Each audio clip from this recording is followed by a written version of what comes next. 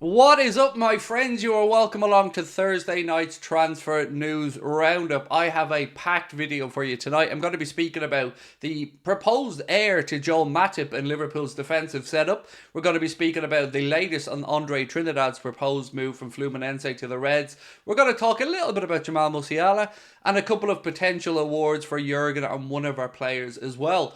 As always, we here at Anfield Agenda, and particularly me, let's be honest about it, I want to know what you guys think about these subjects. Please do let us know in the comment section. Drop a like on the video, and I'm proud to say last night, because of your amazing support, the channel did hit 225,000 subscribers. Is 250 possible by the end of the year? I don't know, but we'll give it a go. So look, let's start off with those awards or potential awards I spoke about. Jurgen Klopp has been nominated for October's Premier League Manager of the Month. No surprises there. Jurgen's had a fantastic October. Not just that though, but the great man himself, Mohamed Salah, has been nominated for the October Premier League Player of the Month award. So fingers crossed, one or if not both of those accolades will be coming those gentlemen's way, and look, very deserving either one, but best of luck to both of them. Moving on, a little bit of good news finally on the situation with Luis Diaz's father.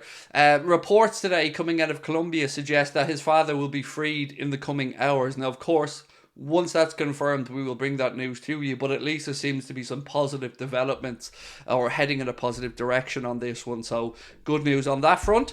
Literally going to speak about the situation with Jamal Musiala now, because I'm saving the good stuff for the end. I'm saving the Andre Trinidad, the defender, talk for the end. But last night, Jamal Musiala was not very happy. As I'm sure you're aware, Bayern Munich were knocked out of the German Cup by a third-tier team, Saarbrücken, with a very late goal, late into added-on time at the end of the second half. They were knocked out, and look, in Germany, they really have three competitions. If you're lucky enough to be in Europe, you've got the Champions League, obviously you've got the Bundesliga, and the DFB Pokal Cup, and they're already out of that one. So as I said, Jamal Musiala is looking around right now, and he's probably wondering, should he make the move along the lines of the one that we've seen Jude Bellingham make, obviously going from Borussia Dortmund to Real Madrid. There was an open letter penned towards Jamal Musiala from, I think, a journalist in that neck of the woods, and obviously a Bayern Munich fan, to speak out to say, please don't leave, please don't go, stay.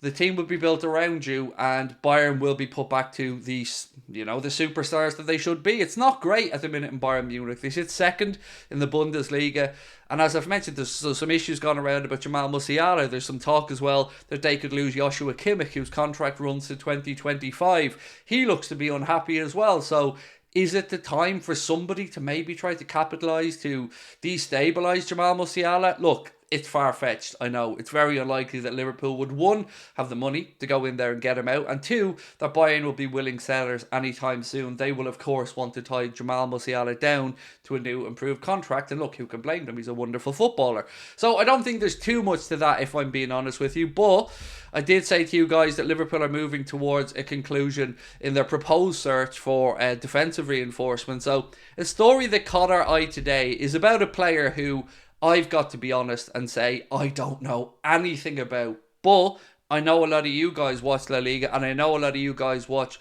Real Sociedad. So there is some talk coming out today that Liverpool are interested in signing Real Sociedad centre-back Robin Le Normand, who is 26 years of age. He has a buyout clause which was, I think, leaked by Fabrizio Romano previously, of €50 million, which is about £44 million. And there's talk that he could be the one that Jurgen Klopp is looking at to be the successor to Joel Matip in the Liverpool setup. Now, initially, when I seen this link, a couple of things went through my mind. Firstly, I thought, 26? Is 26 alright? But you know what? I thought back to Verge, and I thought if we're looking to bring in another leader, so we've got a young centre-back in Ibrahima Kanate, obviously. We've got a young centre-back in Gerald Kwanzaa. So maybe if Jurgen wants to refresh and bring in another 26-year-old, on the face of it, you know what, it might be a smart move, because it gives us that experience then between the young players, the young centre-backs that we have, the senior ones, Verge and Matip, really getting on in time. So maybe this is a smart move. I don't know. The piece goes on to credit that Manchester United have a long-standing interest in him as well, but let's be honest, nobody wants to go to Old Trafford at the minute. I mean, I would venture even Erik ten Hag doesn't really want to show up for work at the minute, because it's not great there, is it? But look, stop laughing. Be better. Be better. we'll get back to focus here. And they say that he suits Liverpool's style of play. They go on to say he's a very aggressive defender. So I want to know from you guys, have you watched much of Mr. Le Normand, I should say? Is he up to speed? Is he up to scratch? Would you pay 50 million euro for him? Because as I said, I'm being entirely honest with you. Like the profile, like the age bracket, the number seems reasonable. But I'm also going to be honest and say, I'm okay if Joel Matip gets a contract extension for a year or two. I really am. I mean, whoever comes in, they're going to have a battle on their hands. You've got Ibrahima Konate, you've got Virgil van Dijk, now Jarell Kwanzaa. Well, look, he's really establishing himself, isn't he? And he came in for lots of plaudits last night, and deservedly so. He was your Anfield Agenda man of the match. I think Klopp will name him his man of the match, so lots to look forward to with him. So maybe if Matip stays, grand. But if he leaves, bring in a 26-year-old, I think that could be a clever move. But I'd be interested to know what you guys think.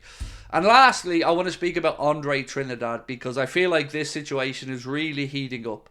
We know that the Copa Libertadores final, where Fluminense take on Boca Juniors, will take place on Saturday. That game is going to be shown on BBC. I think it's BBC 3 from 8 p.m. So if you want to check it out for yourself, you will have a chance to run the rule over not just Andre Trinidad of Fluminense, but Ezequiel Fernandez, of course, another player Liverpool have been linked to from Boca Juniors. So have a look for yourselves and see what you think. But from our side, it does look like this. I don't want to say it's a formality because it's football and anything can happen.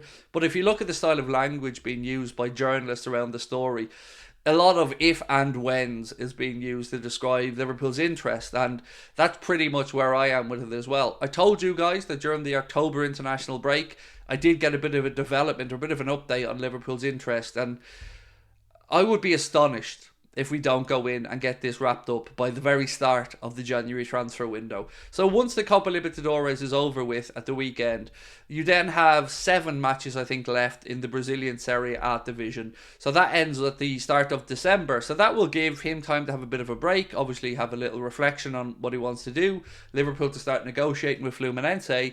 And all going well, I would hope that we see Andre Trinidad through the doors at Kirby early December, or early January, like the day the window opens would be ideal.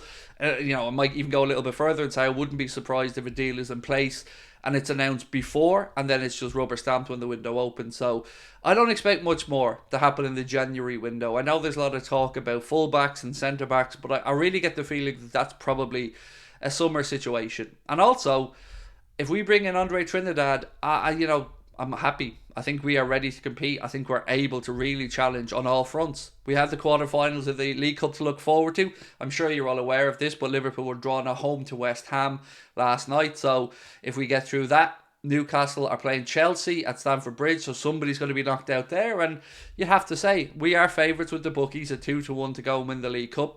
I think it will be League Cup number 10 for Liverpool as well. So let us know your thoughts on this and everything that I've spoken about tonight. Are you happy with the draw? Would you be happy if Andre Trinidad is our only piece of business in the January market? What are your thoughts on Robin Le Normand, whose name really, really makes me struggle to say? And the other few bits and pieces we've spoken about tonight. We love to know your thoughts. If you're watching this when this video goes out early, I'll be live at 8:30 on Anfield Agenda. If not, well, I'll be live at 8:30 at Anfield Agenda tomorrow. So I hope to catch you then. Don't forget to go over and check out our video on Top of the League today as well. Adam was on. He had a little update or a little recap on yesterday's result in the League Cup. Obviously, as a United fan, he was speaking about their 3-0 drubbing at the hands of Newcastle, and it was a drubbing. Also, Arsenal being knocked out by West Ham, Liverpool, Bournemouth, and all the other results as well. You can find Top of the League by scanning the QR code on the screen there now. I'll bring you straight across. Much love, my friends. Have yourselves a wonderful weekend if I don't speak to you before then. Of course, we're taking on Luton Town from 3:30 for the watch-along, 4:30 for the kickoff here on Sunday. Until then, much love, and I will talk to you soon. Take care. Bye-bye.